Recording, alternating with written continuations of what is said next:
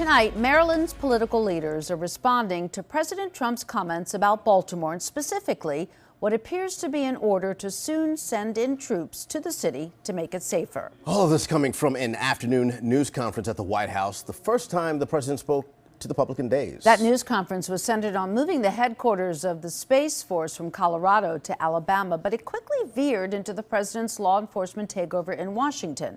President Trump telling the media who would soon be deploying the National Guard elsewhere for law enforcement duties, including Chicago and Baltimore. If Illinois would call me up, I would love to do it. Now, we're going to do it anyway. We have the right to do it because I have an obligation to protect this country. And that includes Baltimore. I saw where Governor Moore was asking me to take a walk down the street of Baltimore. Well, Baltimore is a very unsafe place. It's rated number 4 in the city, one of the most unsafe places anywhere in the world. Now, those comments coming despite police data in Baltimore showing homicides at historic lows and major drops in other violent crimes such as shootings and carjackings. And the president would go on to say that Baltimore does not need more housing, saying it needs to instead focus on getting rid of, quote, hardcore criminals. Chicago is a hellhole right now. Baltimore is a hellhole right now. Parts of Los Angeles are terrible. What exactly the president's plans are for the National Guard in Baltimore remains unclear tonight. But what is clear is a federal judge ruling that the president's deployment of National Guardsmen to Los Angeles violated federal law.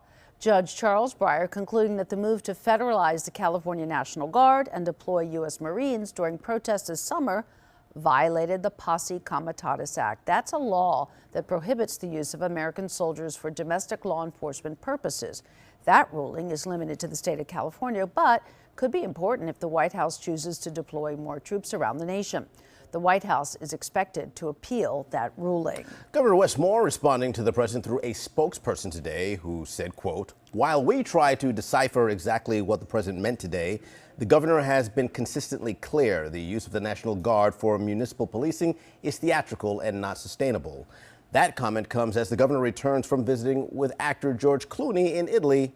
Noteworthy because Clooney is a major donor to the Democratic Party. Republican Congressman Andy Harris also weighing in tonight saying, quote, "President Trump is right. Democrat-run cities like Chicago and Baltimore are drowning in crime.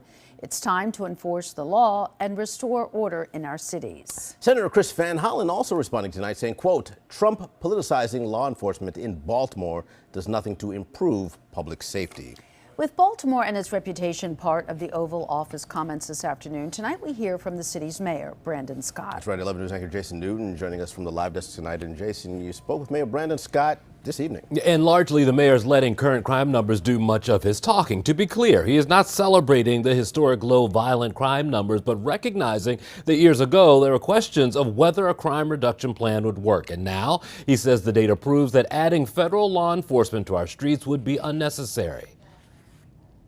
We don't need this, Jason. I want to be very clear.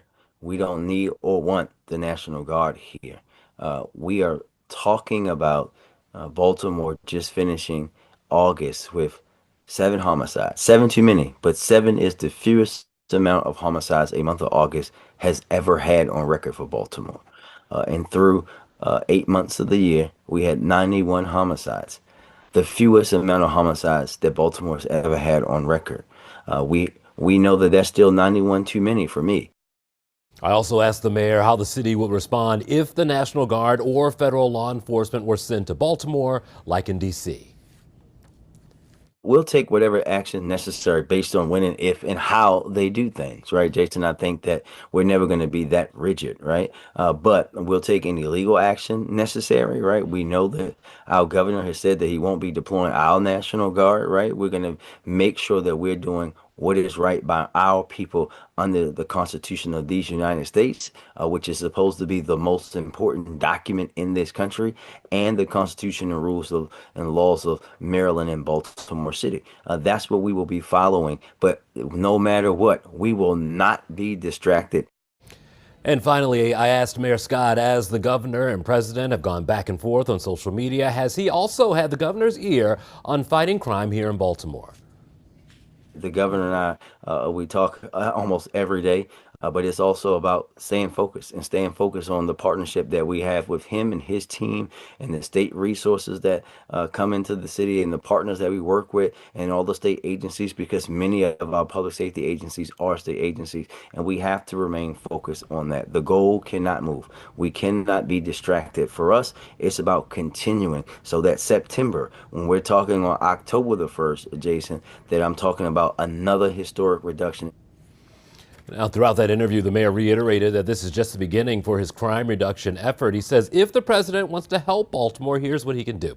Reinstate funding for violence prevention programs that was cut. Also pass a federal ban on ghost guns and Glock switches, and repeal legislation preventing local officials from knowing exactly where guns brought into our community and used in crimes have come from, allowing cities to go after anyone helping to fuel the violence.